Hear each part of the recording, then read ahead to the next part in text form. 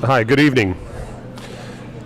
It is 6 o'clock. The Board of Trustees of Brenham Independent School District is now convened. I wish to extend a warm welcome to everyone present. In collaboration with our families and community, Brenham ISD is committed to proving an exceptional education for all students in a safe environment. As the Brenham ISD Board of Trustees, we are here to provide local citizen governance and oversight. The management and day-to-day operations of the district are the responsibility of the superintendent. This is a public meeting of the Board of Trustees. School board meeting are open to all who wish to attend and hear the matters discussed. Audience participation is limited to the public comment portion of the meeting. These proceedings are recorded, and I respectfully ask that you please refrain from talking while others are speaking. Thank you for taking the time to join us in your interest in the Brenham Independent School District. At this time, Archer will lead us in the pledge, followed by the invocation given by Justin Colley.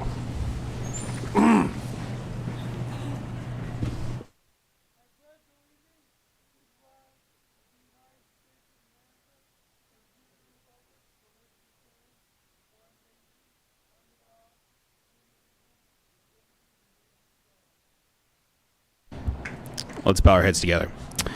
Dear God, thank you for bringing us together tonight. Please help us make good choices that will help our students, teachers, staff, and community. We ask that you keep everyone safe during the summer, whether they're at camps, traveling, or just spending time with family and friends. Please watch over them and bring everyone back safe and ready for a new school year. Help us listen to each other, work together, and do what's best for everyone in our schools. In Jesus' name we pray. Amen.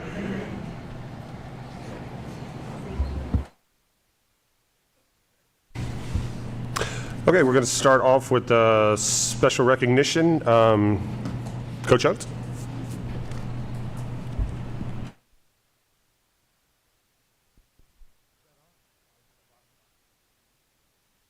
Oh, there it is. All right, well, we appreciate the board and superintendent having us here tonight. We have a lot of, great young men and women in this district that do a lot of great things in athletics. And, when we get to come to the board meeting and recognize them, it's a really special evening for us. So I'm going to introduce the coach and let them come up and talk about their young women and young men. And, they're the ones that spend the time with them. So first off, we're going to start with boys track with head track coach Jeffrey Tolliver.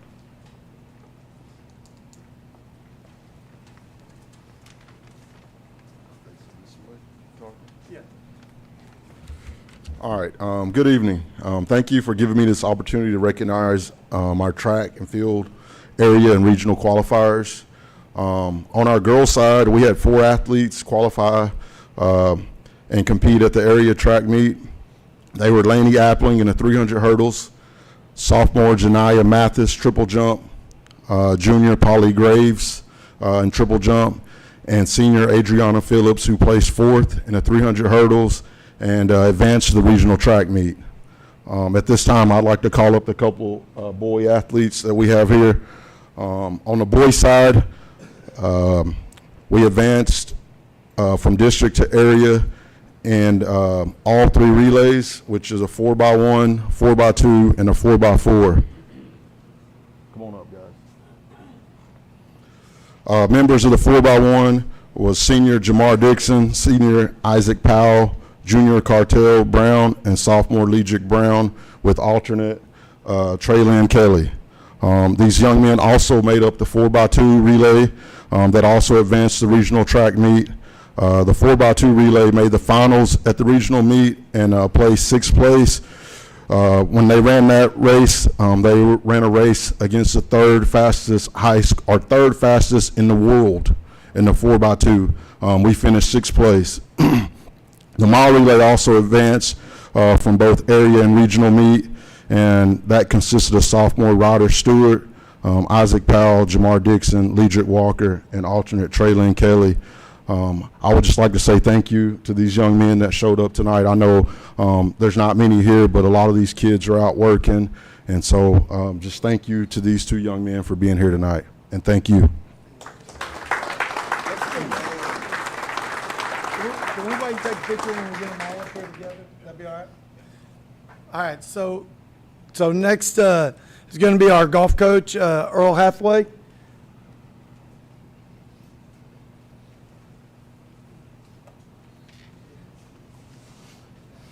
Good evening. Our golf program was proud to have a young lady that qualified for regional, and she qualified for the state golf tournament. She's a freshman, so we have a nice future looking with her, and we have a lot of young quality golfers in our freshman and sophomore class. So we're looking forward to what's going to happen in the future. But our state qualifier, and she represented Brenham well, is Rayleigh Kunkel.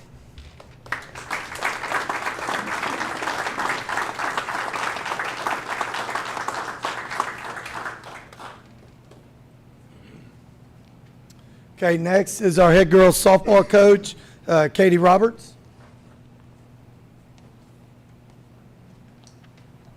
I got to pull that down. Hello. I brought with me Kylie Baker and Kinley and Koviak. We have a lot of girls out traveling, playing, and all around, so they weren't all able to make it tonight, but I have a couple accomplishments that I'm pretty proud of them for. For first team all-district, it was Kylie Baker, Sarah Mabey, and Avery Maurer. Our academic all-state, which we have Texas High School Coaches Association and Texas Girls Coaches Association, all of our seniors made both of them, which is pretty impressive. And that is Kinley Ann Koviak, Heidi Busker, Liliana Gonzalez, Stella Landry, Sarah Mabey, Avery Maurer, and Addison Smith. And I also want to say it's the second year in a row, it may be more than that, but our whole team made academic all-district 2 years in a row, and I'm also very proud of that. So, good job.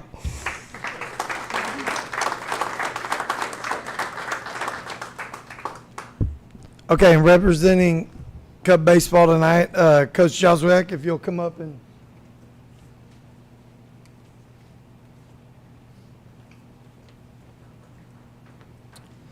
Thank you guys for giving us the opportunity to recognize these student athletes. I'll start with our academic all-state.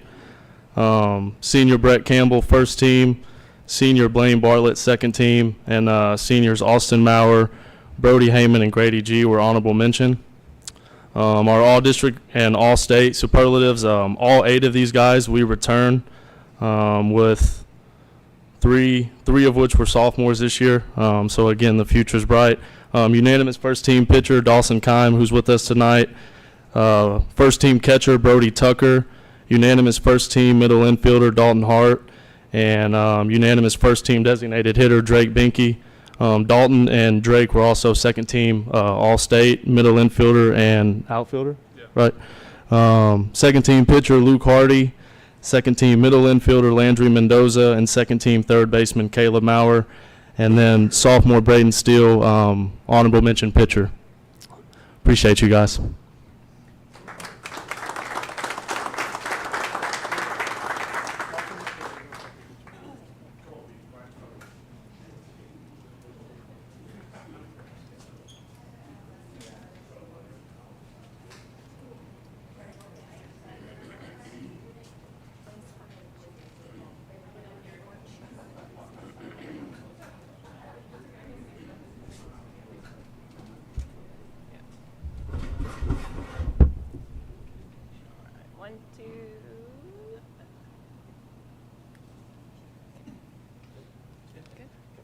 Thank you.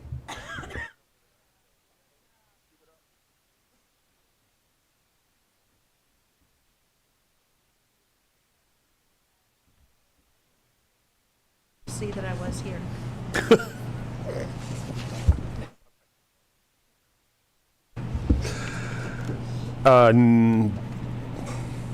Next, we have the Child Nutrition Department. Brooke, are you doing this one? Yeah. So, Ms. Trahan will do this. Good evening. I'll be doing the introduction, and then I will invite Ms. Davis up here. So tonight's special recognition is for the Brenham ISD Child Nutrition Department. It is my honor to shine a light on one of our most dedicated leaders in department, Cassandra Davis and her team in child nutrition. First, I kind of want to talk about Cassandra herself a little bit and her leadership and accomplishments, and then I'll let her talk about her department as a whole. So Cassandra exemplifies leadership that are both visionary and hands-on, whether she's in DC advocating for the future of school nutrition or in a classroom teaching our second graders about hydroponics and healthy food choices. She brings heart and creativity to everything she does.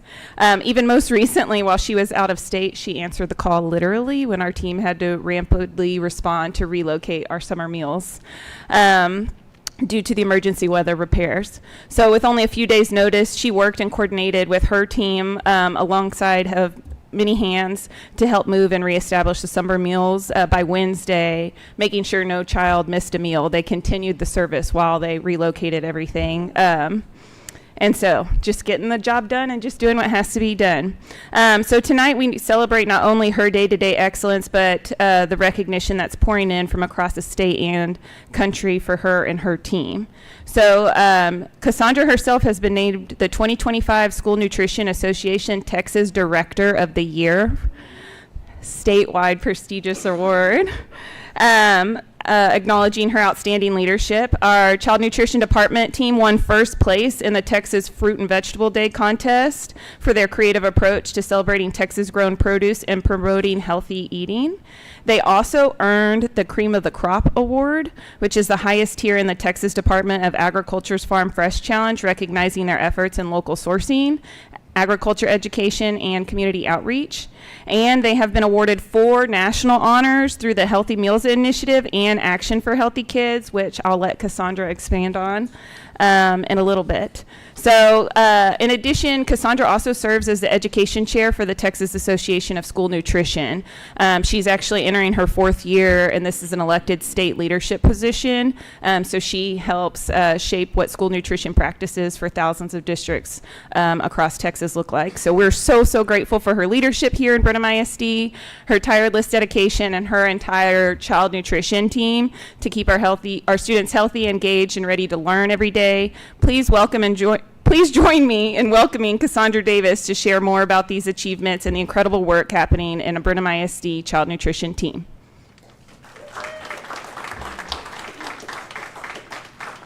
If y'all need to know anything about me, I'm very competitive. So if there's an award, I'm going to go out for it, and we're going to do our best to win it. So putting that out there. So today I have the honor of standing here and shining a spotlight on the Child Nutrition Department. Unfortunately, most of them are off for the summer, off enjoying their break. We do have 4 very talented employees that are helping us serve the students for the summer meal program, and we have some ladies in our office that are not here tonight. I might be a little biased, but I do think we have the best department in the district. Whether we're trying new recipes, managing special diets, serving summer meals, or helping students feel welcome and cared for, our team goes above and beyond in ways that most people don't see. This year, we've reached almost 750,000 student meals. To break that down, we served a little over 201,000 breakfasts, almost 485,000 lunches, and 16,000 snacks. And we have less than 5,000 students in the district, so that's quite an accomplishment for my team. In addition to that, we've been getting into the classroom more. You know, I'm a Bob, so it takes a little while to get into the classrooms here. But we were able to take some avid students to Humble this year to go to the food show so they can kind of see how we source food, how we get the procurement done to get the food in front of them. And I will say I was very pleased that I asked each one of them to find 5 items that they would want us to put on the menu, and the majority of students picked items that were already on the menu. So my goal is now to get them to eat it here because we're already serving the things that they wanted to see. Brooke kind of touched upon the hydroponic farming. We've had 6 crops so far, so part of that was getting hands-on, letting students actually pull it, taste it, and eat it for themselves. We also introduced the loyalty card program for staff, so we know that our employees have a hard time leaving the campus to go and get food. So for every 5 meals that they eat, we give them a free meal. And starting that this year, we've given over 300 free meals. So our employees are starting to see the value in what we do as well. We won $82,000 in grants to use on local Texas produce. Not only did we meet that goal, but we served almost $144,000 worth of Texas local foods. Brooke mentioned our 4 national awards. So those include our Rural Breakfast Trailblazer Award for having nutritious breakfast with limited sugars. I know that there's a lot of change happening lately in legislative and everything going on, but we're already doing some of those things that we're getting awards for. We also won the Rural Lunch Trailblazers Award for going above and beyond in reducing sodium, more than just what USDA tells us to do. We won the Innovation in Nutrition Education by connecting classrooms in the cafeteria. So we did the thing with hydroponics in multiple settings. And then we also did the grapefruit hands-on taste testing for students. And then lastly, we won the Innovation in Preparation for School Meals by planning and preparing scratch recipes. So we know that's the way that child nutrition is going in the next 10 years. It's all going to come back in-house. So we're starting to slowly introduce that. I'm a numbers person. I also lead the leading largest chain and restaurant in Brenham. So I have 8 chains underneath me if anybody wants to come eat with us. So I constantly look at numbers. So when I came in April of 2021, the breakfast participation was at 11.1%. We wrapped up this year at 24.9%. So we've more than doubled the amount of students that are eating breakfast with us. And lunch, we saw the same thing. We started in April of 2021 with 39.8% of lunches, and we're now serving 60.7%. So we're not quite at doubling that, but I'm very proud of the amount of meals that we're able to do. Using these numbers, that's what helps us create more money to pour back into the district, right? So the $1 million project that we have going on right outside these doors, if y'all want to go check it out, we have walls down, we have new serving line, gates up, the pony wall is taken down, the space already feels larger, and we're not done yet. So if y'all want to walk over there and go check it out after the meeting, I encourage you to do that. But none of this is possible without the team making it happen behind the scenes. The ones that are standing there in front of the students, the ones that are greeting them, smiling, serving them, and doing it with a servant's heart. So hopefully they're listening tonight. If not, hopefully they'll replay it. But I do want to thank all of my employees and everything that they do behind the scenes, day in and day out, for the students of Brenham ISD. Thank you.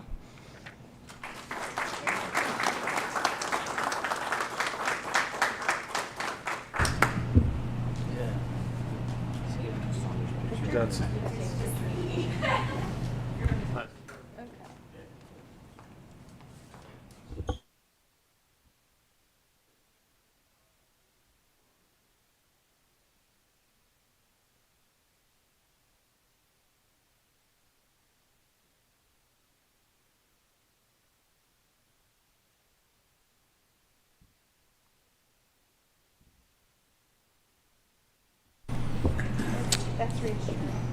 we did not have anybody sign up for public comment, so we will move directly into board member reports, comments. Sean,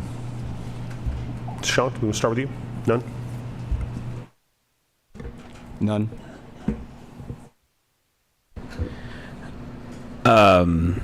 I've walked a couple of the schools, just seen a little bit of the damage from the storm, so that's been fun to see. My students are obviously participating in a lot of SAC camps, so we're at the schools every day. Appreciate the coaching staff for you guys, all the work you guys are putting in for SAC camps and sports instruction. It's been fun to watch. Good turnouts. I really feel attendance has been good so far this summer, so hopefully that can. Yeah. And then helped the band program. We had to move some instruments away from the junior high band hall, so we kind of shifted some instruments away from there and got them over. But it's been a fun summer, kind of learning through this process and being involved in the school board. So thank you. Actually, I do want to comment. There's a lot of transition that happened in the last week, and as far as moving people from Brenham Middle School over to Brenham Elementary, and I just want to say that outstanding work, Cassandra and your team, and everybody else who's making that happen. I sat in on a meeting just to, on the logistics, and not one complaint. Everybody's like, "What do we got to do to get this done? Do it efficiently, do it quickly." And it was neat watching and listening as everyone began to talk about, "I've already got that done. I got you covered." The teamwork was phenomenal, and it just really spoke really well of our leadership and what you all are doing. So just kudos to you guys, and also your team, Cassandra. I get to see them, all throughout the year. They do an excellent job, and that starts at the top. So just wanted to let you know. So. Well, we have a lot of winners in this district. Everybody knows that we're the best at anything we try.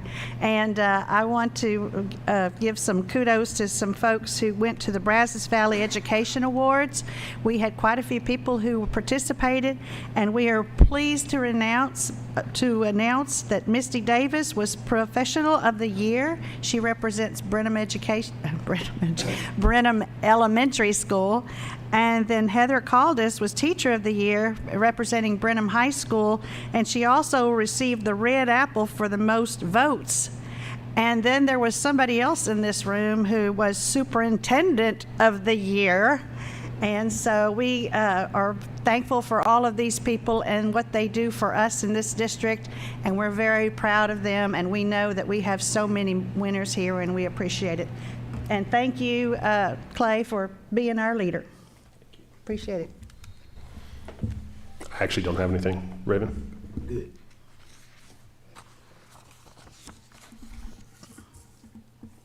Sorry, I'm being slow. I just want to thank our folks from Belfour. I've had an opportunity to tour a couple of the campuses just like Mr. Colley after some of the storms, and they've been absolutely amazing and super professional and very helpful to our district. And so I thank you for all your work and look forward to hearing what you have to say and how we're going to move forward, because we all know we have a lot of work to do, but I just want to let you know that you're very appreciated, so thank you.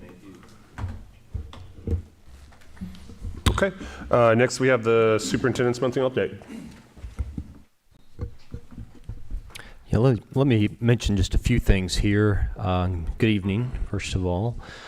I'll try to get to our guests here pretty quick, and then I think during our budget workshop time, maybe we'll talk a little bit freely. So got a few things I want to talk us through now.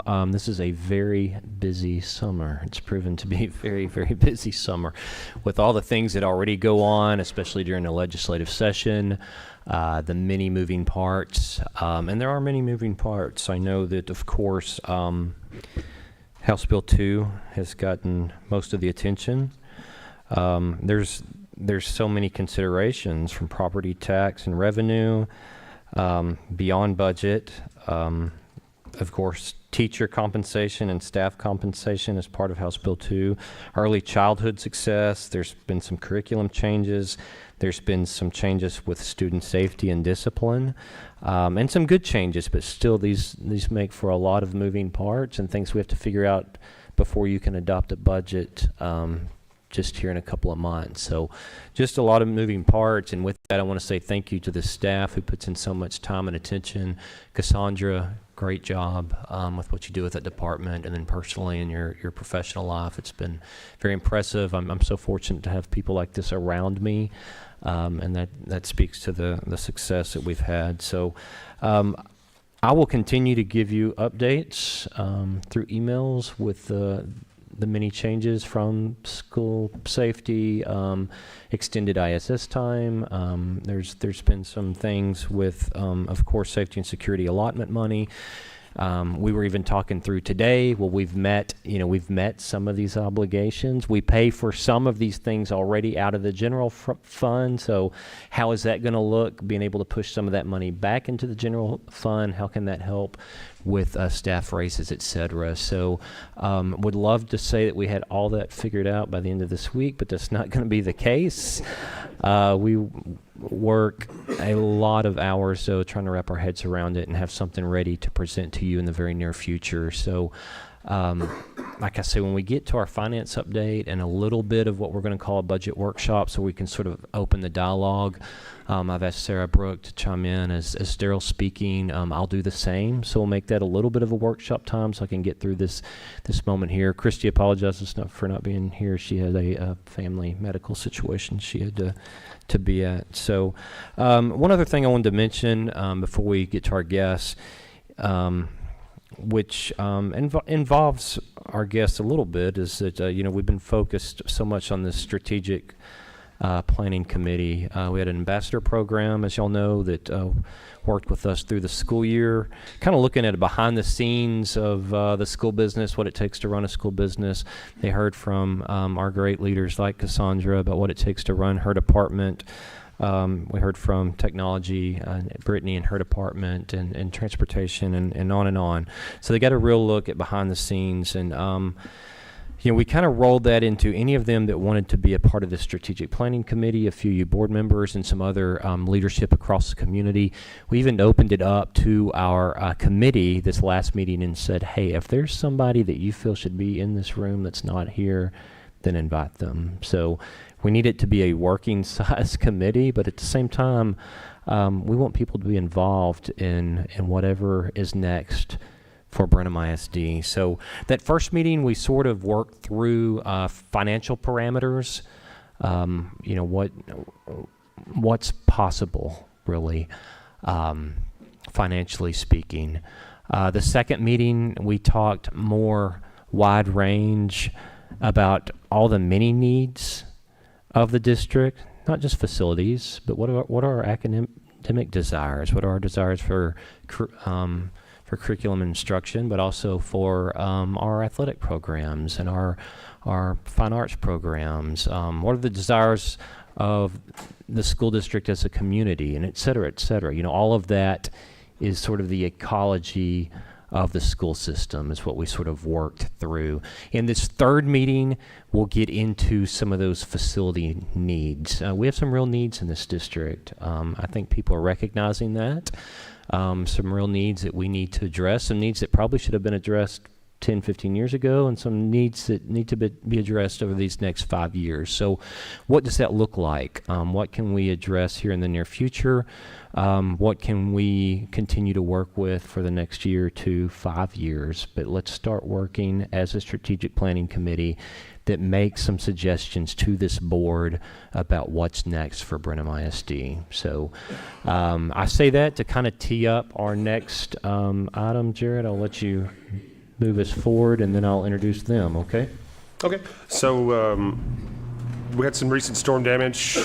We've brought in some experts from Belfour Property Restoration and Parsons Roofing that will help discuss it at, Early Childhood Learning Center, Krause, Brenham Middle School, and the Brenham Junior High as well. So, gentlemen, if y'all would like to. Yeah, so let me, again, as we're working through the needs of this district, as Jared just mentioned, we got hit by a hailstorm, and it has rained and rained and rained and rained. And these two groups, we called in an emergency type situation. We've got to get this building dried in, and we've got to do something about everything that's wet underneath this roof. So these two companies came in just as quick as we picked up the phone and attended to this emergency situation, and they're going to walk through what they had to do immediately to get us in a better situation immediately, and sort of the timeline of what's next, and then just open themselves up to questions from you. Okay? Thank you very much. Got it. It's nice on this side of the board table. That's a retired superintendent. That's right. Well, I'm with Belfour Property Restoration. Been with them for a few years, and I brought some of my friends here with me tonight. Our general manager, John Lefevre, and Aaron Dolich. He's our project manager. He's the one that's been here since day one. Scott Larson gave me a call and asked me to come look at the junior high and the middle school. When the hail hit us in early May sometime, or mid-May, but we didn't have a lot of rain until a few weeks after that. And then when the rain started, obviously the roof was breached in a few places. And so as we got on site, we walked the buildings, we assessed some damage, and so we brought in another team, Aaron and with some instrumentation the next day, which was Thursday. And so Scott had already contacted TASB, your insurance carrier. He's been very proactive throughout this whole thing, and he's to be commended because he knew that we had to get on this right quick. And so the very time he called, within 30 minutes I was here. I walked it, then Aaron and the rest of the Belfour team came the next day. And so we started assessing, bringing in instrumentation, and trying to find all the wet spots. And the rain, and the rain, and we'd find, and we'd think, okay, I think we got it narrowed down, and then the rain would hit again. And so, and Parson, bless her heart, they're trying to get over there and get on the roof, but with rain, you can't clean the way you want to, but I know that company, they're going to do a great job. And so I'm going to bring up Aaron, but I just wanted to thank you for allowing us an opportunity to work here. And I told Mr. Gillentine the other day, hey, I've been trying to get a job in Brenham a long time, and I never got one, but so I'm looking forward to this. You understand that, Bonnie? And I'm tired of Brennan whooping us all the time, too, when I was down the road in Waller. So that's a good thing. But that hailstorm, it did damage, and we're still trying to narrow it all down, but it grows every time it rains. So, Aaron, would you come up and lead us through it? Hello, I'm Aaron Dolich. I got family here in Brenham. Miss Bonnie right here actually take care of me when I was about this big. So, met her the other day, never know who you're going to walk up on. But anyway, yeah, I'm a project manager here at Belfour. Been here for 13 years. We got called out, like Danny said, on Thursday. We came and walked the property. Friday, we started setting equipment. First thing you need to do in a situation like this is start drying it out so you don't have the bad word we don't want to say in this building. So we started setting equipment, dehumidifiers, air scrubbers to kind of help mitigate the situation. That being said, we walked with the adjuster, was it Wednesday? Wednesday? We walked with the adjuster on Wednesday from TASB, Kim. She gave us to go ahead and start doing some demo work. I've met a couple of y'all. We've already walked a couple spots, but we've done a lot of demo over there right now. We're still in the process right now of taking down ceiling tile and grid. Your insulation, you have deck insulation in a lot of areas, especially in the middle school. All that has to come out. All of your HVAC duct insulation is coming out. It is soaking wet. I think Brooke actually has, we've been doing what we call a drop box that I've been sending to some folks. You can watch behind you here. This is kind of our moisture map right now of what we put together so far. Yeah, y'all can see it over here too, okay. Yeah, all the areas that say insulation wet, that's the purple. That's all the insulation right now that we're finding. That's up to date as of today.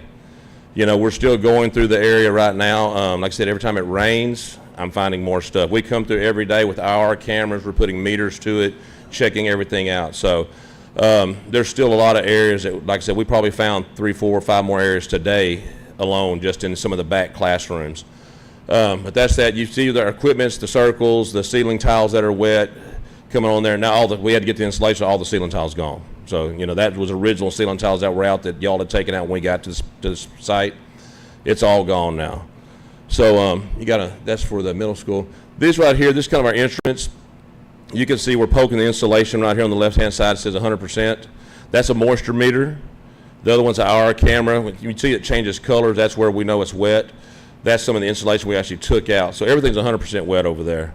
We have gone through today. You got some video here to see. See the water coming out? That's the insulation that's in your ceiling that we just poked, so the water's just draining out of it. And that is throughout your building. We're finding it in every room, basically. It's amazing to me. I was talking to Scott about it earlier today. It's basically and Scott was saying it's the old building, or the new building seems to be holding up. We found nothing at this time over there.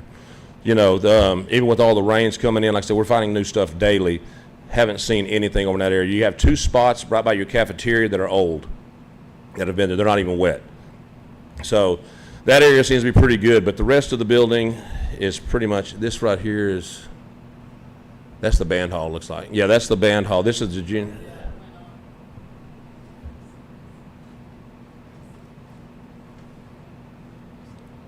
Same, that's the moisture meters we just went over. One thing we are doing, y'all see the moisture on there?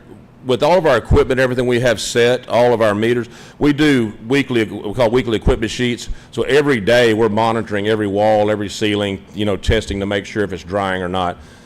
We have been drying because we're getting the wet stuff out, but with the rain, we come back in the next morning, afternoon, and of course it's all wet again because it's just coming through. I was over there today walking with the superintendent, and he showed him an area just from them pressure washing today in the areas, water's just still pouring in after we had it all kind of cleaned up and dried. You can see here, this is the band hall. The carpets were all nasty. We're taking the carpets out. All the carpets have been taken out of the band hall at the junior high. So that whole place, the ceilings all gone, all your insulation there's no drywall over there really. But all the, there's the moisture map right there, the band hall. So basically, all your ceiling tile and grid has gone through, the grid is still there. All the insulation had laying insulation on that, so it wasn't the bat. So we were able to save the actual grid. But all your carpets out of there, all your insulation, all your ceiling tiles out of there. Now we're in the process of drying that. That right there is part of the band hall. That's the band hall as well. You can see the ceilings there. All those ceilings are gone. This is part of it. All the insulation that was falling out and taken out, all soaking wet. You see the water still dripping on the floors here. And every day it rains, it's the same thing. The carpet's out now, but you still have the puddles of water just like you're seeing there. This right here is basically the gym at the junior high. It is basically your floor. You had some previous damage, but this right here has really put it over the top. There's areas which I think the other day when I walked with Miss Bonnie, it was more to the back section. You can see now, here's the camera, see how it's so wet, the darkness changes there. That's showing that it's wet, and that's up front now. With the warm rains we're getting, and it's coming through your seams. If you get up there and look, it's coming through the seams. There's more every day. This morning there was even a lot more. So this is the video from yesterday here that we turned in. But yeah, you see the water they're dumping out of the buckets there. Between the buckets we have catching the water that's coming out of the ceiling and just the dehumidification we have in there, we're having to jump these buckets every day, sometimes twice a day because they're filling up so much. We leave them tonight. Tomorrow we'll get here, they'll be almost full. So we'll have to take them back out and dump them all out.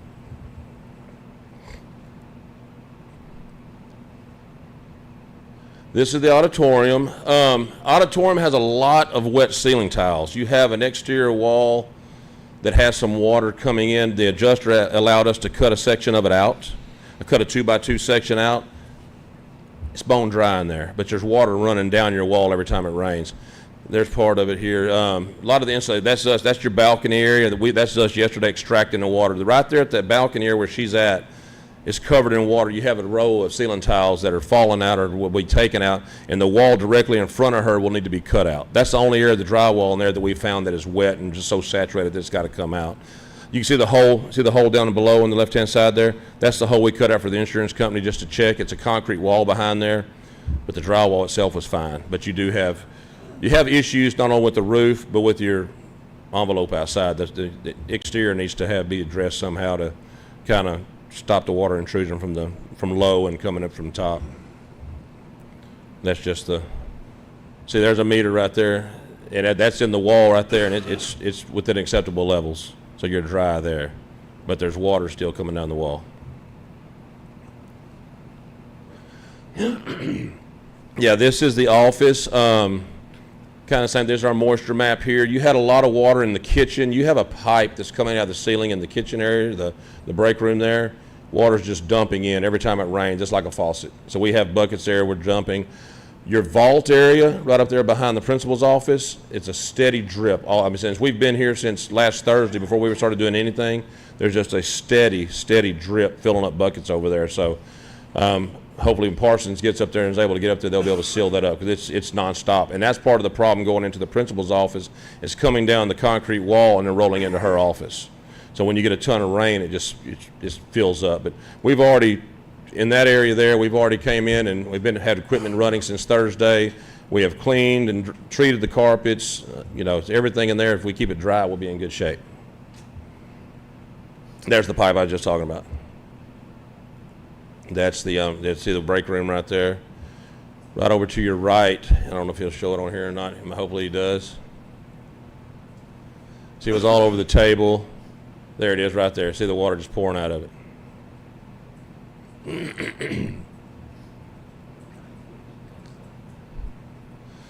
Over there, that area, we have dehumidifiers throughout the whole property. There's dehumidifiers. Like I said, we need that to start the drying process. Once you get the wet stuff out, the dehumidifiers will help a lot, dry a lot quicker. But we also have air scrubbers in there to help control the air. This here's a science building. You can pretty much see the whole building there. Good thing about that, there's some drywall. A lot of this stuff over there is areas of concrete, the cinder block walls. Haven't really found any drywall that's damaged over there. It's all your insulation and even today, we started taking stuff in, and when we first got it, we walked in there, the smell was so awful.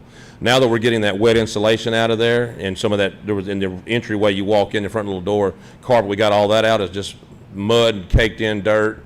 That's what's getting your smell. So after we get everything demoed out of there, and I'm hopefully, it should be done this afternoon, it's already late, but yeah, they probably have a little bit tomorrow, if anything. But once all that's done, like I said, we're taking it off your HVAC ducts, any kind of insulation's coming out of there besides your back rooms. Your cheerleader room didn't have any damage. They had a little drip coming from, landed on the mat. When I say a drip, it wasn't anything that concerned. We pulled the mats back. Scott was over there with us. We pulled the mats back. Everything looked good. But basically your classrooms over there and your hallways were the main things that are holding water because of all the insulation. But that'll be gone. There they are taking it out here.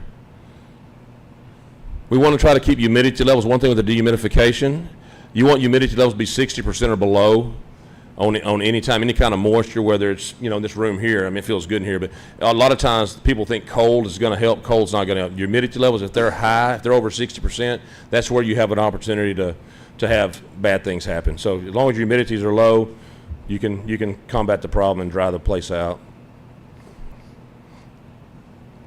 Same thing, the English building here. The good thing about this building here, say good, for y'all it's good, there's no insulation in the actual decking. It's just the decking.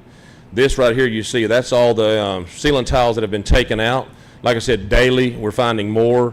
I still have to check the ductwork over there. A lot of it was wet, so more than likely every bit of that ceiling tile is going to, we'll keep the, I may have to lose the grid to get the insulation off the ductwork.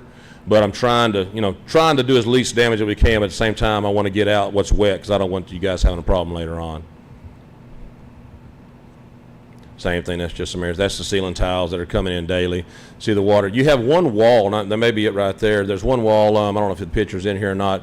One of y'all's group came in and put some like dam stuff, water hits and it dams up. You do have an exterior wall in one of those units over there that is coming in at the bottom. So, and what y'all had down started sucking it up, so that's good. But daily, we're checking every room daily, making sure that they're getting the water up. Then, like I said, we come back tomorrow, we'll check it again. But there's water dripping constantly until they get done. What else you got? And that's about it. Any questions for us? I mean, kind of what we're doing. Basically, we're demoing the drywall that needs to come out, all the wet insulation. And it's been time consuming. Like I said, I've walked with some of you. Imagine this room right here taking all this out. It's very tedious work. This strapped up to the decking, so we have to tie the lights back up, pull it down piece by piece, get up to the deck insulation. It's kind of wired in. We got to cut that, get it all out, make sure everything goes accordingly. And then, of course, once we get this thing dried in, and I'll let Parsons talk about that. I know, like I said, weather's killing both of us. We know y'all want to get this done. We're going to do our best to get it done for you in a timely manner. If Mother Nature will lay off of us a little bit, he'll get his stuff done and we'll start a rebuild for you and move forward sooner than later. Yeah, my question was timeline. I mean, it seems like there's a lot that we're doing at all these buildings. So are we going to be able to have this resolved by the time the teachers need to start coming back in to start prepping their classrooms? Or what kind of a time frame are we looking at? Pending, let's just say the weather starts cooperating. Yeah, for us, once the roof, until we get the roofs fixed, it's kind of hard to give you an actual timeline. I'll let him talk about the roofs in a minute, his timeline. Once he gets done, what we want to do, we want to make sure that everything's wet that's out, dried in, and we want to make sure that there's no more leaks after that. Whether they get it done, they get their coating on, whatever they're doing, it gets completed. Whether we have a rain or we put water on the roof just to check, as soon as we know we're dried in, we'll go to work. As far as Belfour goes, to get y'all back in a timely manner, I'll have construction crews going 24/7. We'll work 2 shifts. I'll have a day crew and a night crew just to get y'all in as soon as we can. I think, what did we say? We had how many days left right now?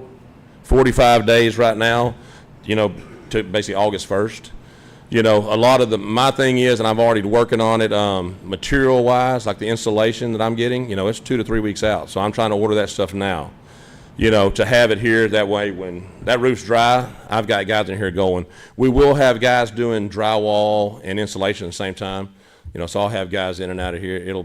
They'll be blowing and going. But right now, yes, to answer your question, I would love to get you in the 1st of August right there, right before school starts around that vicinity. You know, like I said, we had other schools we've done, and I'll let Danny speak on this a little more because he was on that job. I wasn't on that one. Needville, same thing y'all had, water coming in, roofs weren't getting done. Matter of fact, they're still in Needville right now doing the installation. They're able to work. Their school's in, you know, they're coming in at night doing the installation at night. So you may have walls and everything. It may be something where you may have a little something here that we have to come in at night to fix, but we have no problem doing that. Thank you. You're welcome. How y'all doing? I'm Jeff Strain with Parsons Roofing. Just kind of give you a brief rundown of our scenario. Scott gave us a call at the same time. I've worked with Scott for years here at Brenham, and immediately we came out and assessed the buildings. It took about 30 seconds to figure out that it was massive hail damage and, you know, very, very destructive to the schools. Scott worked with TASB. I've worked with TASB for years. Worked directly with Kim Shelley, who's y'all's rep for TASB, multiple times. So I gave her a call and basically told her that it is bad enough that we need to put emergency repairs on it, not wait for insurance to go through the whole process. She met with her boss, immediately approved it. So I think it's a total, well, it's 4 schools. I think it's a total of about 9 buildings. So we got a crew out here, and then of course the rain hit. You can't put on a coating when it's raining. I mean, it's really a simple Band-Aid for y'all right now is what it is, but you know, we got to have dry weather. Fortunately, we're getting that now, and so it is going a lot quicker now that we're getting the weather we need. So what we've done is we've started at the junior high, and I believe our crew will finish that tonight. Then that crew is moving straight over to Krause, and then we have another crew that's coming in tomorrow to start work on the middle school. So timeline looking, you know, our goal is to get in the dry as quick as possible so these guys can do their job. So we're looking at probably a total of about, if it's good days, probably about 10 more days, 10 to 12 more days. That's our goal, to be complete. And so what this is, just, you know, for those that need to know, this is an emergency repair. So it's a coating that's going on top of the roof that's damaged right now. This allows time for insurance to come back and work all their numbers, work everything there is, assess everything that's damaged, which can be a timely process. Getting the school in the dry to get the interior the way it needs to be is the goal right now. Long-term goal is replacing all the roofs. So the areas that he had just talked about where there wasn't insulation on the decking, well, that insulation is in between your single ply and your deck on top. And so it's completely saturated. So just as the insulation on the inside of the school is going to have to be replaced, whenever insurance comes back with everything on the roof, that will all be taken off. It'll be taken down to the deck and complete re-roof on all of that. Once we get you on the dry, now you have time to breathe a little bit and, you know, figure out exactly what we're going to do as far as the type of roof. And that's where we can sit down at a different point. And, you know, there's different things that TASB does now with severe hail rated, and they actually pay a bigger percentage for that for y'all to allow for more roof space and different things like that. But long term, I mean, long story short, we got good weather right now. Hopefully it holds off, and we're looking at, I would say 10 more days. And, you know, having it in the dry so that Belfour can start on their interior work. So, are there any questions about the roof or coating or anything? No, I don't think really I understood how significant the damage was across all the campuses like that. I knew we had some issues at the junior high because that's what we always discuss, but to see it that widespread, you know, we're going to have to do something shortly to address these, or else we're just going to continue to do the same thing. So, right. But right. No, I do appreciate the detail that y'all have given us, just so we know exactly what's going on, and so the community knows too that, yes, you know, we've got some aging infrastructure that we've got to address, and so this is part of it. And my understanding is this is an emergency situation, and so that's what you're going to be looking at, and that's how you're going to, you know, format what you're going to do next. And then you'll have to come back and re-roof. Yes, so when TASB approves a emergency repairs, TASB is saying, we're giving the school district the money to get them in the dry. So emergency repairs. They're gonna come back and they're gonna require, they're gonna require that to be taken off.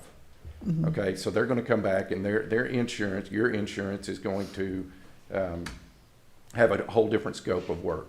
It's gonna be tearing off the insulation on top, tearing off the single ply, and coming back with a total new roof.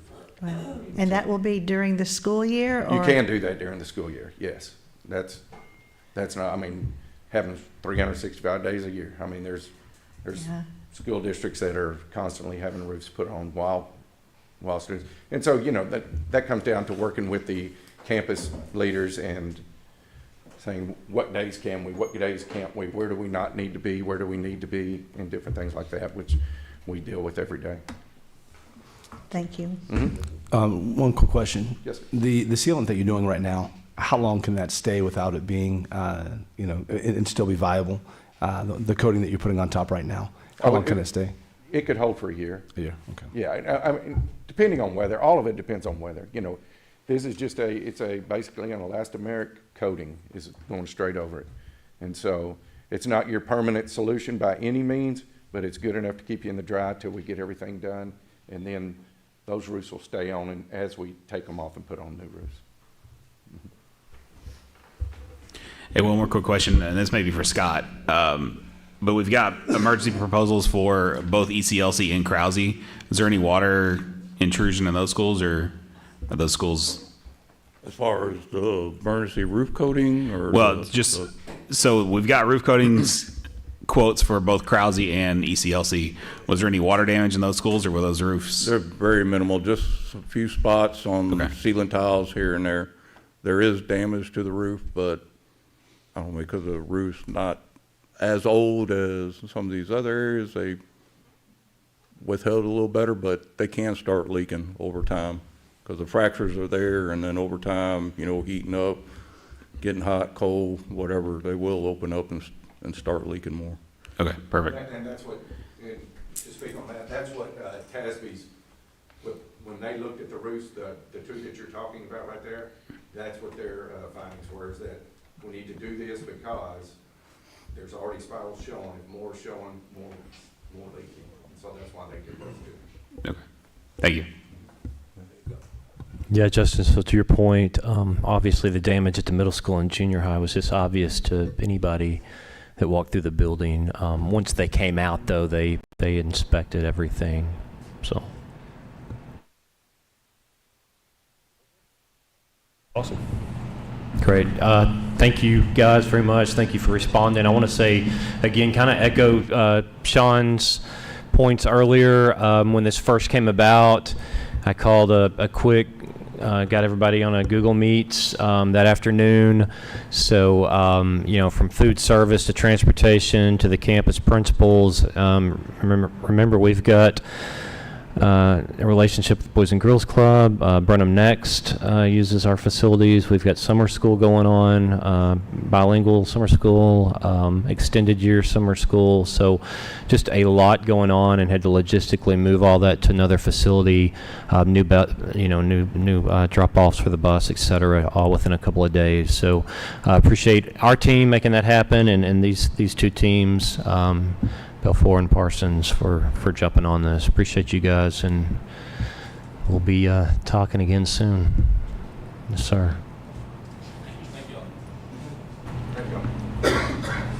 Thank y'all. Okay, next we have the consent agenda. We can pull an item or just approve it as a whole. We will need a motion. I would like to make a motion to approve the consent agenda as presented. Second. We had a motion made by Archer, seconded by Kelvin Raven to approve the consent agenda as presented. All in favor? Aye. All opposed?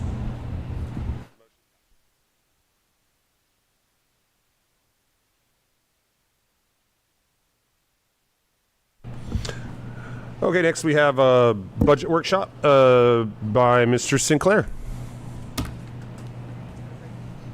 Yeah, so let me say again, before Daryl gets us started here, that we will have our finance update that you normally get each month, let you know where we stand this fiscal year as we close towards the end of that. But we do need to start some budget workshop conversations as we're trying to unpack everything that took place in legislation and, of course, House Bill 2. So we want to answer your questions as a team as best we can, and not just put Daryl on the spot up there by himself, because we're all trying to figure it out together. But we want to make ourselves available, kind of open this up for dialogue and questions from you, the board.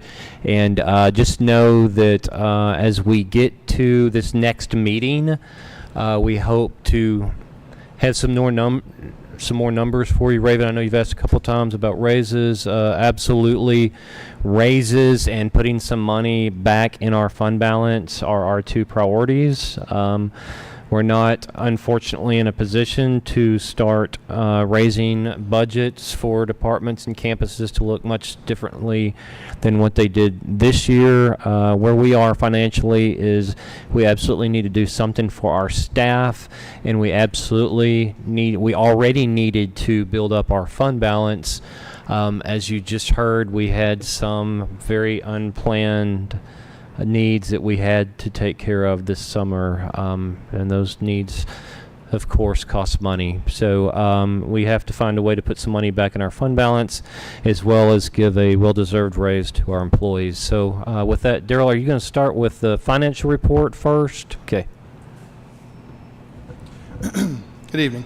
Yes, I'd like to go ahead and go through the regular financial reports, and then we'll talk more about some updated information regarding the budget. And I'll apologize a little bit ahead of time here. My voice is getting very weak, so I'll do my best to make myself heard. It's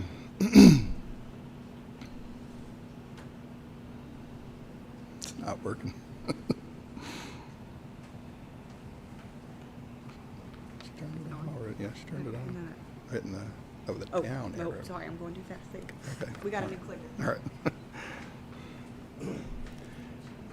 Okay.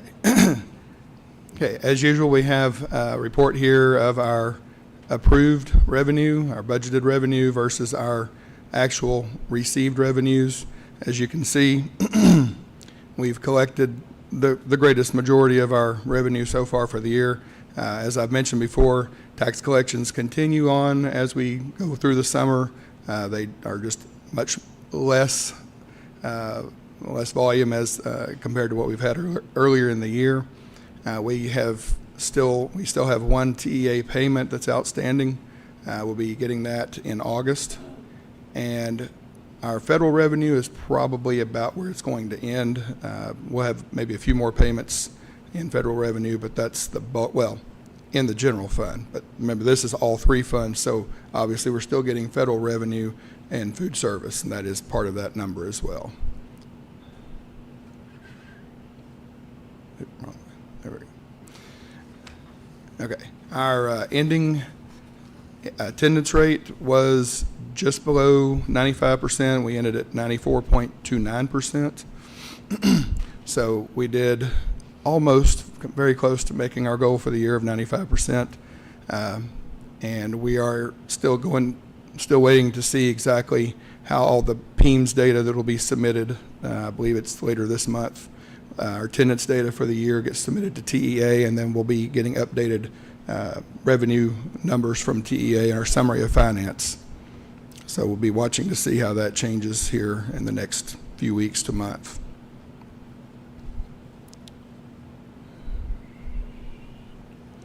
Okay, our budgeted and actual spent money we've actually spent in each function. And overall, we've spent about 69% of our total budgeted our total budget of expenditures. So we're well below the collected revenue of about 90%. So we're still not really very close to what we are expecting to spend, but we still have July payroll, June payroll, July payroll, August payroll, and it's kind of a strange situation. I believe I may have explained it last year. We have more or less a second August payroll. It's called August accruals. We have to go ahead and book the amounts of money that we spend, not really spend until September payroll, but it's for days that our staff works in August, that our instructional staff works in August. So we have to go ahead and accrue that pay and book it in the current year. We do this every year. It's not something new or different. So basically we get a form of a credit in September, then we have the extra expense in August. So on the year as a whole, it more or less washes itself out. But that still has to be booked, so we're still looking forward to those expenses. Our investments are still holding steady. The interest rates have not fluctuated much, really, in several months. They've still stayed pretty consistent, probably 1/10% or even less changes from one month to the next. So our investments are still holding pretty steady. As I mentioned the last couple of meetings, since we are seeing less tax collection revenue and we've already received the bulk of it for the year, about 96% of it at this point, and since we're still waiting on TEA to get our final payment in August, we are having we do need to bring some of our invested money back over to the local accounts just to make sure that we have enough for payroll and our other some of our larger expenses. We do have an annual bus lease payment coming up in August. I think it's the end of July, 1st of August. So there are a few larger than normal expenses, annual expenses coming up. So we just are bringing the money back out of the Tex pool and the Texas class accounts as we need to make sure we keep plenty in the bank locally for our collection. So you'll notice that the dollar amounts, especially now going forward in Texas class, will start to dip down each month because we're siphoning that money back over to the local accounts. So not anything out of the ordinary. It's planned. We just keep it there as long as we can so we can earn that higher interest rate. Okay, as I mentioned, our tax collections are still holding steady. We're currently at 96.1% on our current collections, and both our current M&O and our current INS collections are still about where they should be at this point of the year, expecting to get hopefully right about 98, maybe just a little over 98% by the time we get to the end of August. So nothing out of the ordinary happening on the tax collection front. Any questions about any of that information? Okay. All right, we'll go ahead and move into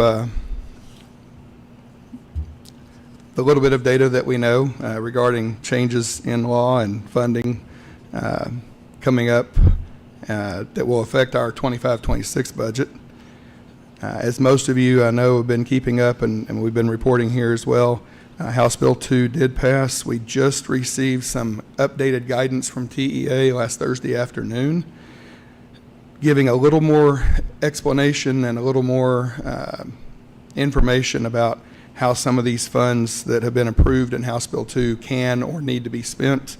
As we all know, we've been hearing about the teacher pay raises for our school system. It'll be a $4,000 raise for each teacher with either 3 or 4 years of experience, and an $8,000 raise for teachers that have 5 years or more of experience. Basically, that is pass-through money. TEA has said it as such. It's what we expected to hear. So as that money is flowed into our FSP payments next year, and thank goodness they will be flowed in as the year begins. It won't be a situation where they wait till the end of the year to see how many teachers did you have. They'll be taking current data they have, which I believe is our 24-25 fall snapshot data. They'll use that data to start us out the beginning of the year with the funding, and then after they have received and reviewed and finalized our 25-26 fall snapshot data about March of next year, then they'll adjust either up or down, whichever they need to do for the current year actual teacher counts. So, but they will start paying that to us right up front. We won't have to fund it for half or more of the year before we get any of it. So they have how many billions allocated for these teacher raises? Have they said what happens when the money they have allocated for raises goes away? Or when we run out of it, are they going to reallocate more funds, or is that going to fall back on the district? Well, right now, all we know is that this brand new teacher retention allotment, TRA as they're calling it, is funded for this biennium. So for the coming biennium, 25, 26, 26, 27. And as is the case with other allotments that TEA or that the legislature has funded historically, they can remain intact, or they can be adjusted, or they can be removed. There's no way to know what will happen in future sessions. I will happy say, for the teachers, I'm very happy they deserve it, but it's also terrifying as a district not knowing what's going to happen in a couple of years if they're just going to say, oh, hey, guess what? Now you're on the hook for it. Because we don't have that in our budget to be able to take that on ourselves if the state decides to not have it. And the last thing we want to do is take money away from a teacher once they give it. I'm terrified. well, so far everything that I've heard, the intent of the legislature is this is a permanent teacher retention allotment fund. So I think it's probably as permanent as anything else. I mean, nothing is 100% permanent when we have a legislative meeting every 2 years to decide these things. I know one allotment I can think of, unfortunately, that kind of got reworked and absorbed into a different, that we used to have a high school allotment that started way back, I think in the mid-2000s, like 2005 or 6. And that one lasted for a good long time. It didn't go completely away. They renamed it. They kind of rebranded it into some other allotment, but it didn't go completely away. I think it basically turned into the CCMR allotment that we get now, the CCMR bonuses that we get now. So I don't believe the expectation for now is that it will go away. It sounds as if the legislature expects this to be a permanent funded allotment, but of course, none of us can make any guarantees of that because they can change their mind. If the state's budget gets in a really bad shape later on, I guess they could change it. Go ahead. I'm sorry, is that $8.2 billion that they said that they would have for us? Well, I believe the $8.2 billion is the entire House Bill 2 allotment, everything that they've done to increase our funding. So this is a piece of that. I want to say 4 point something maybe. I think about half of it is just this. If that's everything, then It's the entire chunk of money that they set aside. Yeah. Which is a lot of money, but they completely took it out of our hands. They basically said, we're going to make sure that you're going to do this. So we have no control over it. So our daily allotment doesn't change. We don't have control of the money. The state's dictating what we do with it. I mean, I'm glad it's going for this one in particular, teacher raises, but that's not normally what the state does because we don't have control. We don't know what to do with it later on. If something changes, they're either going to have to give us that amount back into our daily allotment, or a lot of districts are going to be in a bind. I don't know why they did it like this. They've never done this before that with that much money. And I just, as a district, we just have to be aware of what could happen in a couple years if this money goes away. We have to think about it now because we don't know what's going to happen. Is that what they call kicking the can, where they make it look beautiful for a few years and then all of a sudden it goes away? I guess you could kind of characterize it that way. There are two things I have, a couple of things I have, well, a few things, matter of fact. I don't care if we get it now. We need to get these teachers a raise. It doesn't make me any difference. We'll deal with that later. Right. Second thing is, I'll say it again, all employees need to get a raise. All employees need to get a raise. And the last thing, have they defined the word teachers? They've given some more guidance on that. They are saying it's not just teacher of record. That was one thing that we had all been hearing just from the entities that do a lot of our legislative updates for us during the session. They've come back and said it's not just a teacher of record. It's basically anyone who works at least half-time or more as a teacher, coded as a teacher in our PEAMS system, which is a code 087 is what identifies a teacher versus a different role. So they are, it sounds like it's a fairly broad net that's going to be cast to identify the teachers. TEA is going to give us some sample data from the 24-25 year in a few weeks, they say, hopefully in a couple of weeks, just so we can kind of get an idea, okay, well, if we were doing this in 24-25, here's who they would identify, here's who we would identify, or are we identifying the same people they're going to identify? So we can have a better understanding going into this before we get too far along into our budget. Okay. So that information is coming soon. Okay, thank you. Any other strategies in place just in case this doesn't go through, or in case it does say teachers? Because if it's just teachers and they get a raise, then you're going to have a unbalanced pay scale. We do have. There are other allotments that were approved in House Bill 2. In fact, there is one just for support staff retention, so SRSA. That one is being funded at $45 per ADA. So that, again, fluctuates based on your district and your district's ADA. That one for us right now, based on ADA from this past year, would be just shy of $200,000.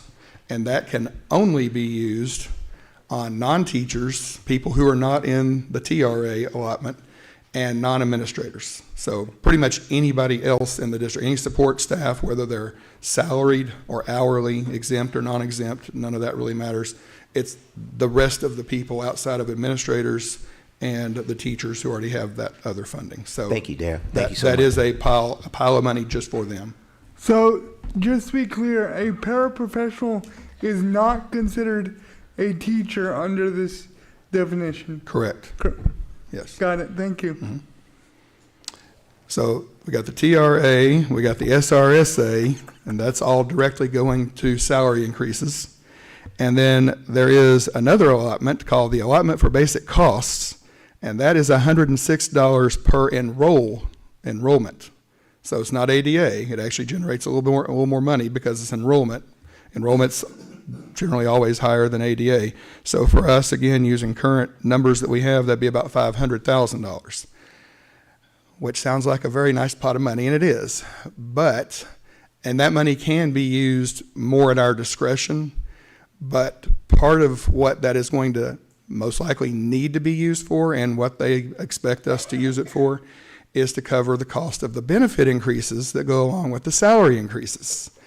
Because when you increase someone's salary, 8.5% of that goes to TRS, and 1.45% of that goes to Medicare.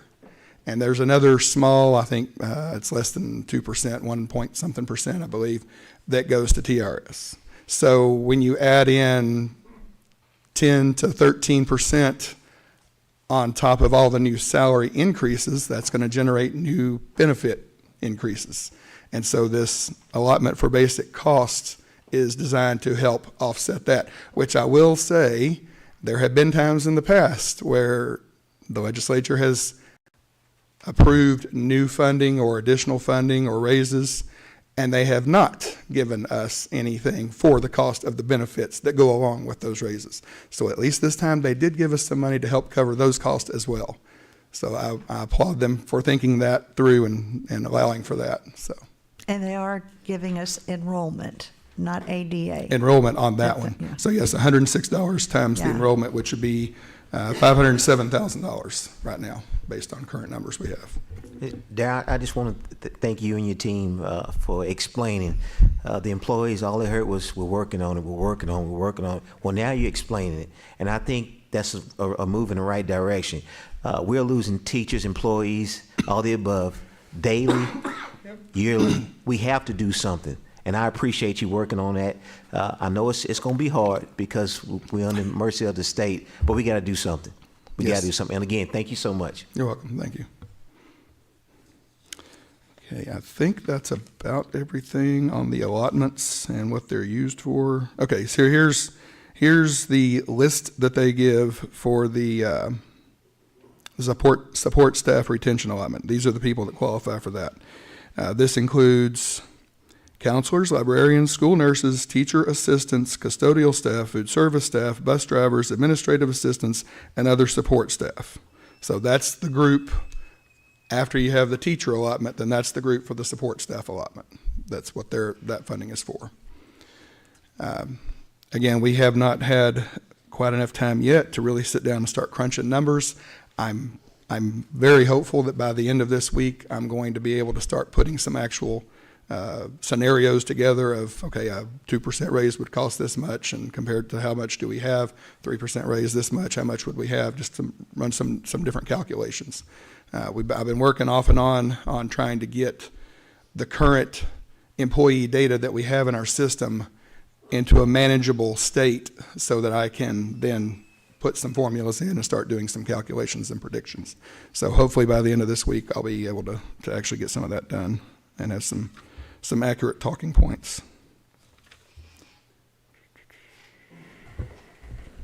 I want y'all to know we're going as fast as we can go. As an executive leadership team today, we watched the explanation of the new template today, to people across it. So we're bringing this to you just as fast as we can. Daryl and I have a meeting with all the local superintendents and CFOs in the area. We're going to kind of workshop together. So we're putting all our heads in one room about what this means for us and how are you doing it, Belleville, and how are you doing it to all our neighbors. So we've got that Tuesday, and and then we'll report right back to y'all next week with how we kind of feel this is working out. But we're getting it to you just as fast as we get it. So again, we have two priorities. I want everybody to understand them, and that is to give our staff a raise and to put some money in fund balance. That's it. We're really not looking at any other expenditures. We just don't have the room. So. Yeah, I just want to say, Daryl, you have done more than a fantastic job since coming on. And I know I am so appreciative of you because every time you stand up and say something, I actually understand it and get it, and it makes sense. And that makes my job so much easier. So thank you so much for being the rock star that you are. Thank you. I appreciate that. And I will say, good luck with this House Bill 2 in the next budget. It seems like you've got your work cut out for you. So good luck. You've been doing, like Archer said, we're lucky to have you. You've been doing a great job, and we really do appreciate everything. Thank you. We appreciate your team, too. You've got a lot of people working I with do. you, I know. I do have quite a few people helping me. I mean, part of the questions I was working on last night with the employee data, and I had to get with Cheryl in my office this afternoon. It's like, okay, you need to help me understand this because you know these people.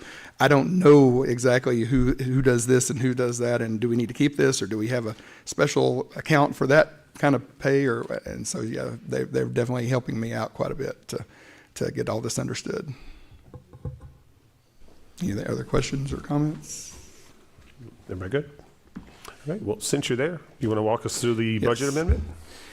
Yes, and I will say right off the bat, if you haven't already, I'm sure you've already noticed, it's a much lengthier list of budget amendments than we normally have. Oh, speaking of budget amendments, I found it kind of, I don't know, I guess you could say amusing. In this update from TEA, it says, given the need for immediate action and the many other changes to school finance from House Bill 2, school systems should anticipate having to make more budget amendments after the budget is initially adopted in the upcoming school year than is typical. So I believe that. Okay, back to our current budget amendments, though. I tried to group these. I usually try to group these so that even though it's kind of like one big long list, at least you can kind of follow the different groupings. So A1 and A2 are simply there to move some money from function 13 over to function 11 to help fund our summer school payroll. We've done our calculations and budget just the last couple of weeks and found that we needed a bit more money to cover the payroll costs. So that's just moving. And again, all of this basically is moving money from existing accounts to other existing accounts. The only exception is C1. C1 is actually an increase, and I'll explain that here in just a minute. But all the other ones are just moving money from one part of the budget to another part. So A1 and A2 is just to increase our summer school. The big long list, the B series, from B1 all the way down through B14, these are simply adjustments that we need to make due to a very close, thorough accounting of our salary payroll codes that we did earlier in the year.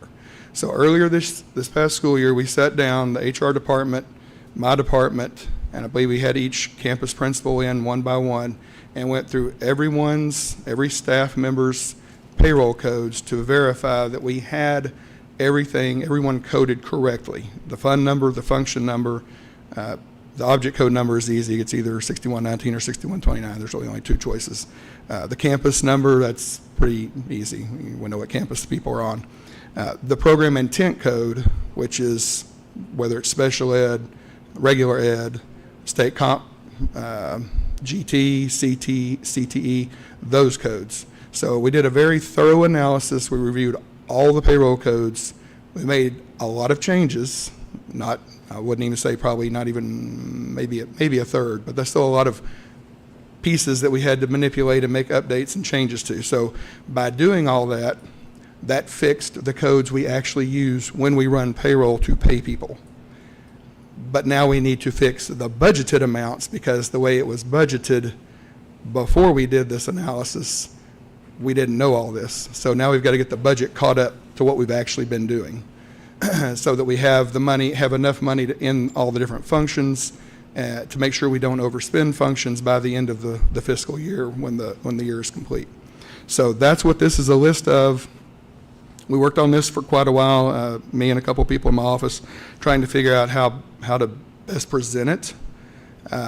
There are a lot of changes. You might have, say, a teacher coach who had too much Function 11 money budgeted and not enough Function 36 money budgeted. Function 11 for their instruction, Function 36 for athletics, and so we didn't quite have the right balance, so we've shifted maybe more to Function 36.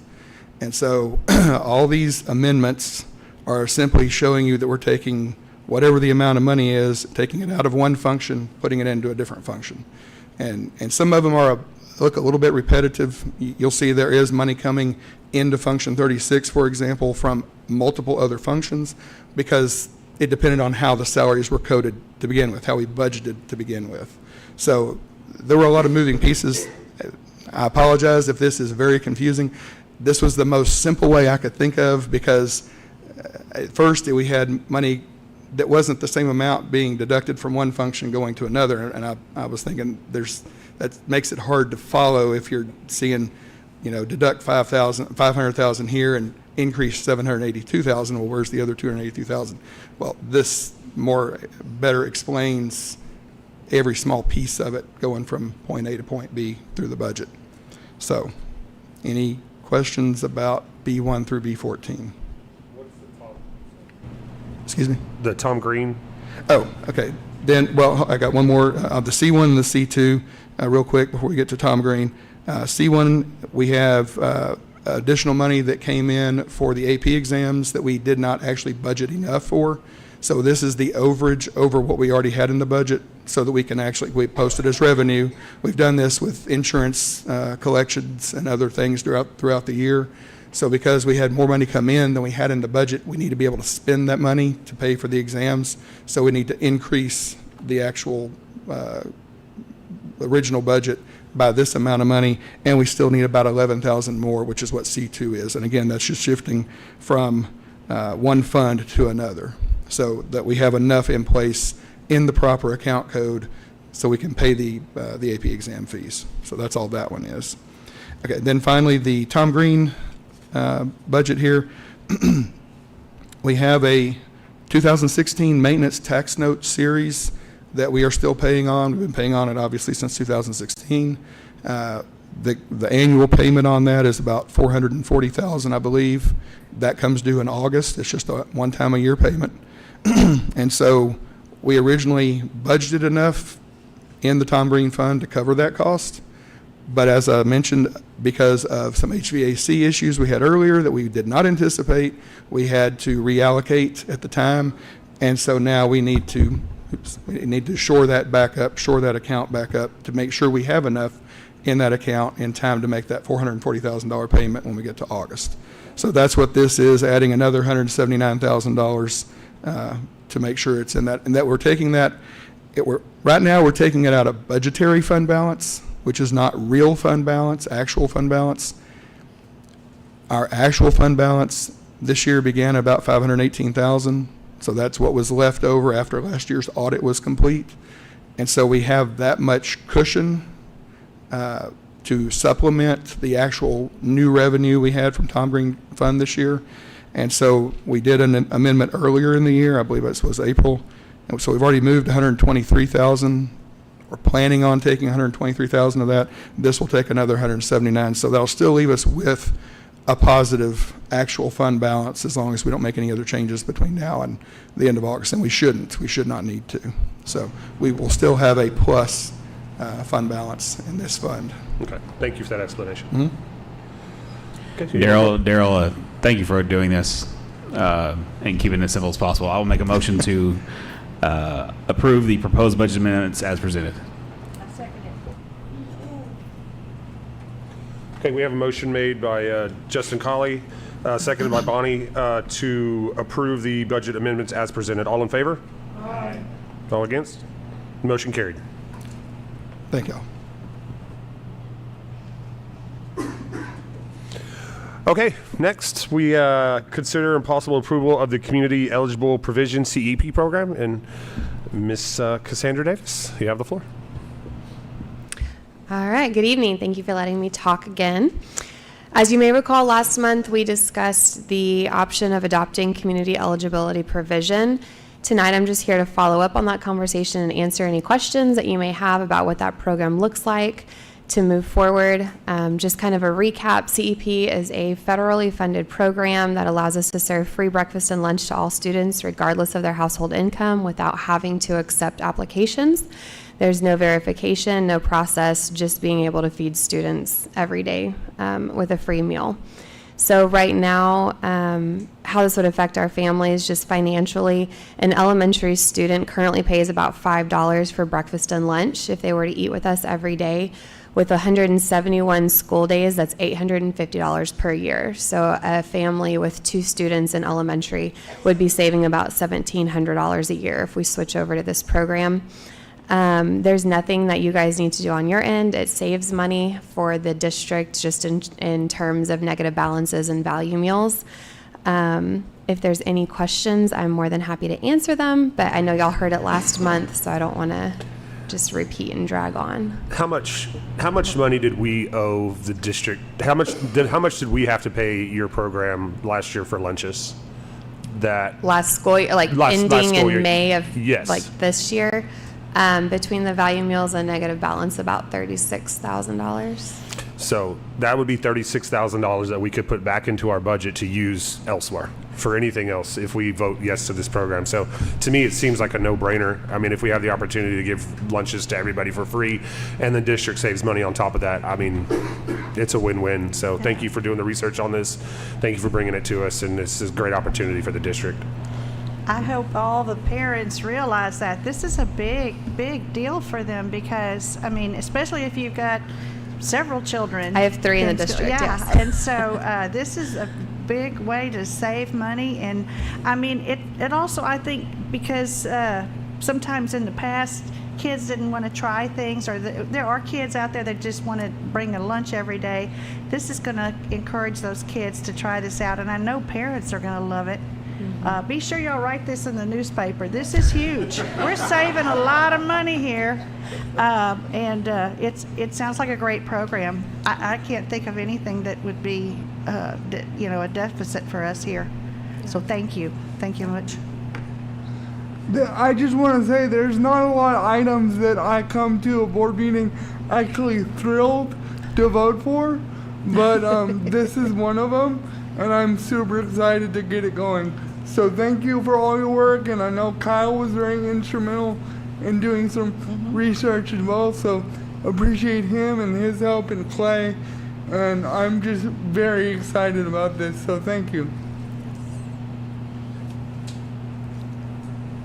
So I make a motion to implement the community eligible provision, the CEP, district-wide beginning with the 2025 to 26 school year, with participation lasting for 4 years in accordance with USDA guidelines provided there are no significant changes to eligibility requirements or federal requirements as presented.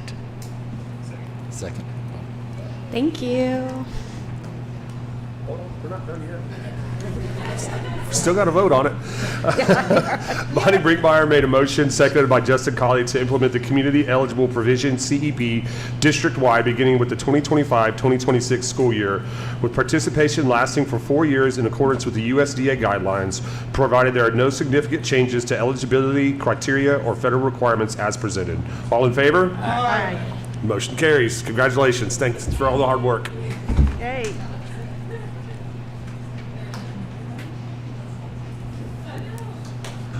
Okay, now we'll have a public hearing for ESSA title grant application. Mary Gold.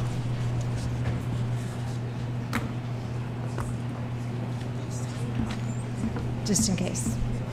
I told you, that's, hey, did you second it?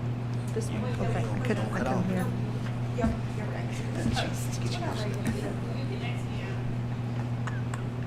We can present on that again if you want us to.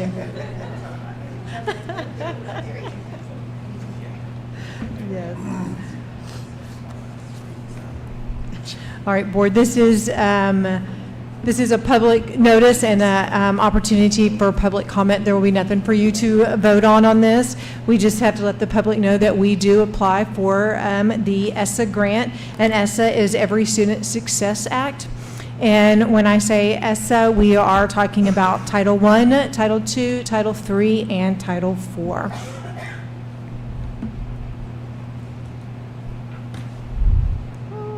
Down. Awesome. Thank you. All right, Title I, we did talk a little bit last month about Title I. This is extra funds our schools receive from the federal government for low-income families. And as you know, our goal here is to make sure all students have access to high-quality education. And so the federal government gives us money in order to do that. This year, the district, or us, we've decided to use our money in this way. We are hiring, or we already have hired, or are in place. We have STEAM teachers on each campus from elementary through junior high. We have elementary instructional coordinator or coaches on each elementary campus. This money is also used to pay for instructional aides, mentor stipends, and for our literacy coach. We do use this money for professional development, as well as getting the help of our region center. We also have to reserve money for our homeless. We also reserve money for parent and family engagement, as well as curriculum, and any professional development travel costs. This is all under Title I. Title II. Oh, by the way, going back to Title I, just so that you know, we have 5 campuses that are Title I campus. That is our ECLC, our Alton Elementary, Brenham Elementary, Krause, and Brenham Middle School are all our Title I campuses. All right, Title II.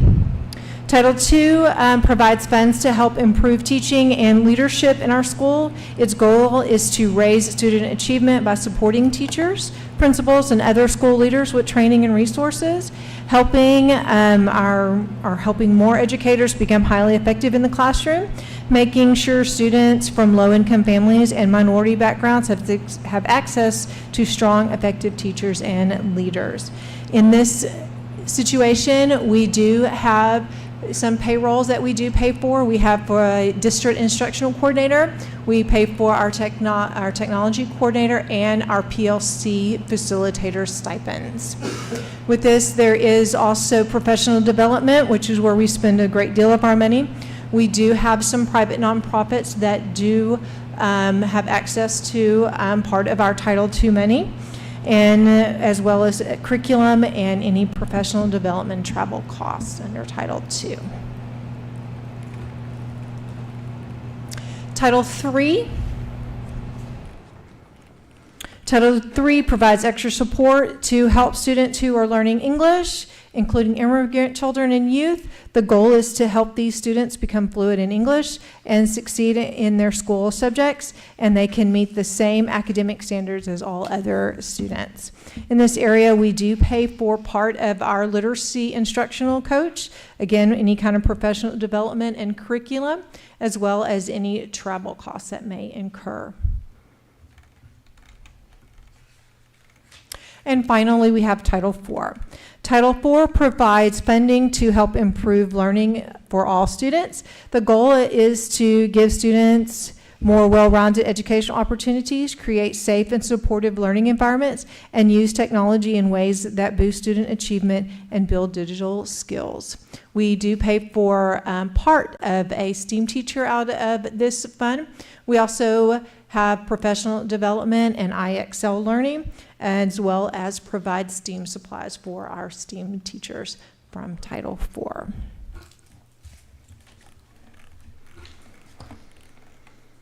All right, this concludes my overview of ESSA. So at this time, we would like to open the floor for any public comment or questions regarding this application.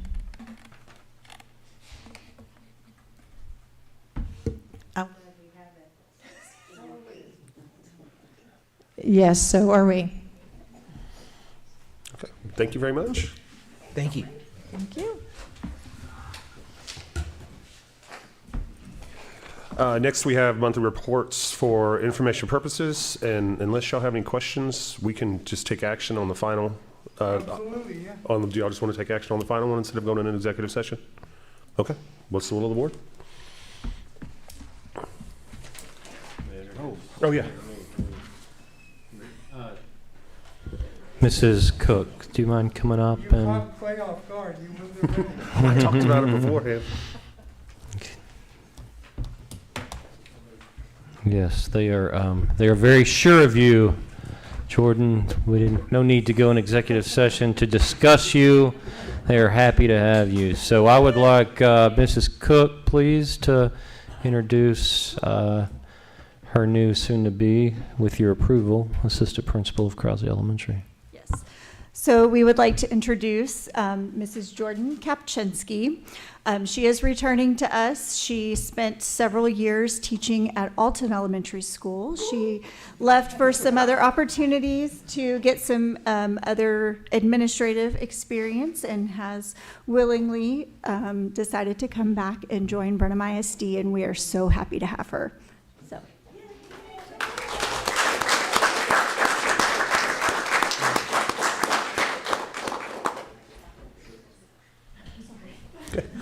We will need a motion. I make a motion. I second it. Sure. Hold on. Let's go. I'm Let's always go. Let's get it done. Yeah, I made a motion to accept the superintendent's recommendation to employ Jordan Kapczynski as the assistant principal at Krause Elementary School and approve contract recommendations as presented. Second. Come on, Raven. Hesitate. Jordan, I was trying. Okay, Bonnie Brinkmeyer has made a motion, seconded by Kelvin Raven, to accept the superintendent's recommendation to employ Jordan Kapczynski as the assistant principal at Krause Elementary School and approve contract recommendations as presented. All in favor? Aye. Motion carried. Congratulations. Welcome back. Congratulations, Jordan. Yeah. Oh, the whole family's here. Sure. Do I just hit it? Yeah, it's on. Oh, it is? Okay. I'm short. I just want to thank y'all for this opportunity to have me at Krause. I've only been away for a year, but when I got the phone call, Cap, you need to try to come back. There's an opening here. And so I fully believe that God had a plan for me to step out for just a little bit and then come back and be able to pour back into my community, where clearly my family resides, and we do love Brenham. So I'm excited to be back.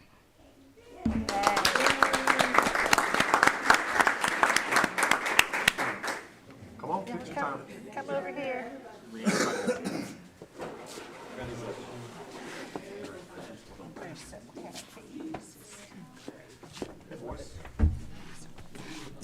Congratulations. Welcome back. Congratulations. There you go. Okay, so all pretty.